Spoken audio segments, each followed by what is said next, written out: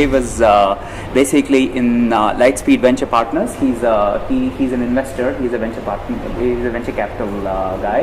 So he's looking for companies to invest in. We've caught up at the Mobile Apps Conference. So obviously, Dave, without further ado, why don't you talk a little bit more about what you do and what are the different models in the mobile app space right now? Sure. Lightspeed Venture Partners is a global venture fund. We invest in the US, China, India, and Israel. We've been operational as a fund for the last 25 years. In India, we've been here for about 4 years. And we invest across sectors in anything that is technology enabled. Mm-hmm. So we invested in education, a company called Tutor Vista that was acquired by Pearson last year. Krishnan Ganesh, huh? Yes, that's right. We invested in 3 e-commerce companies, a company called Fashionara, for example, in Bangalore. We've done a couple of financial services and payments companies, a company called It's Cash, largest prepaid card company in India, and we've done a couple of mobile companies. For example, Ask Leila out of Bangalore, which is a mobile local services company.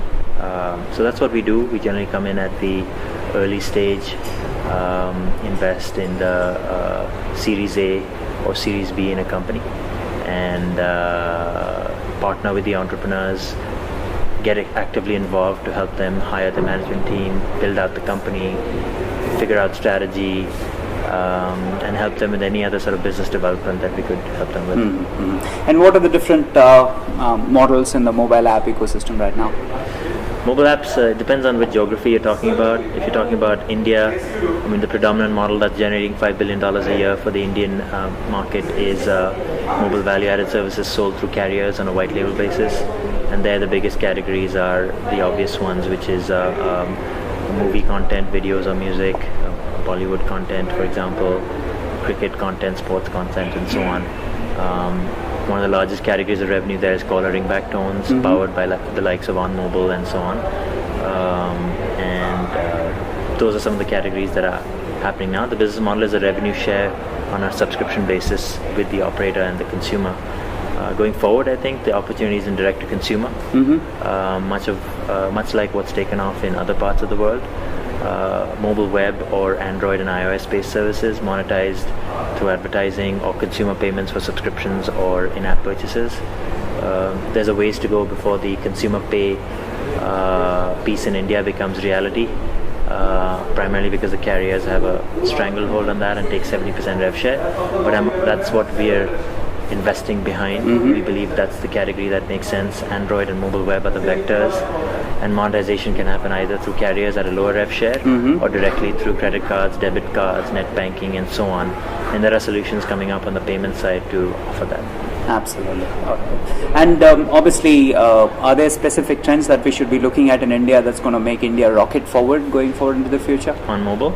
On the monetization ecosystem. On monetization, Vodafone was the first a few months ago to introduce 30% rev share on carrier billing. We expect other carriers to follow. It won't be immediately by any stretch. Vodafone has to show that it's succeeding on that front. And there are some carriers, especially the larger ones, that probably will resist that for as long as possible. But we see that happening over time. And then you get a carrier billing aggregator that needs to come along too. So there's a ways to go. So that could be a Google Play, for instance. It could be a Google Play. It could be somebody that helps on the mobile website as well. We'll see. And then an Alipay, PayPal equivalent for over the top. There's a ways to go for that as well. But hope springs eternal. I think now there has been some movement now, especially as carriers see their share of mobile web traffic drop down from 95% to 5%, which has happened.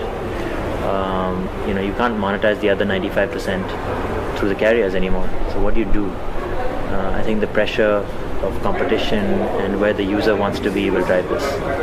I see. The next question is really around what you are about. What is your personal story? Right. You obviously you were in Harvard Business School, and then you went into the investment banking business. Right. You were in the M&A and advisory, the typical Wall Street story. Right. And then you went on to become an entrepreneur, and now you are in the VC business. So what drives you? What is it that? I think the common thread all along is I've been involved with businesses that are growing fast and have a story to tell and are not utilities yet, in the sense of being an electricity utility or whatever. It's all of these experiences I've had common thread, which is these are companies that are building from low bases to high bases, telling a story to get there. I've helped them raise financing, I've helped invest, and I've helped build one myself. Primarily right now, my story is about finding great entrepreneurs in India and helping them succeed. Brilliant. I And did that in brings us Silicon to Valley the, before. Oh, Yeah. excellent. Sorry. That brings us to the last question. So what's your message for the entrepreneur? The message is primarily target large markets, partner with other people to build your company, don't try to do it yourself, and come and talk to us if you have something exciting that you need help on. Brilliant. Thank you very much. Really appreciate it, Dave. All right. Fantastic.